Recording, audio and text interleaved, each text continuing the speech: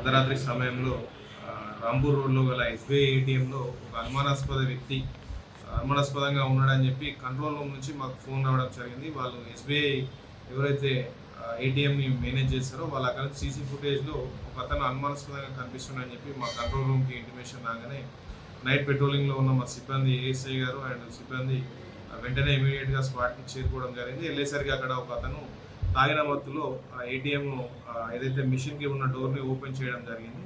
వెంటనే అతను అదుపులోకి తీసుకొని విచారించడం జరిగింది. ప్రాథమిక విచారణలో అతను తాగిన మత్తులో ఇలా చేసినట్టుగా తెలుస్తుంది. ఇంతకుముందు కూడా అతని పాత ఏమన్నా కేసులు ఉన్నాయని చెప్పి వెరిఫై చేయడం జరిగింది.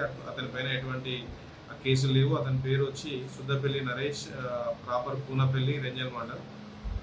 ఇంకా విచారణ కొనసాగుతుంది. వాళ్ళు ఎస్బీఐకి సంబంధించిన హిటాచి కంపెనీ వాళ్ళు కంప్లైంట్ ఇస్తామని చెప్పారు. వాళ్ళు కంప్లైంట్ ఇవ్వగానే కేసు నమోదు చేసి దర్యాప్తు చేయడం జరుగుతుంది.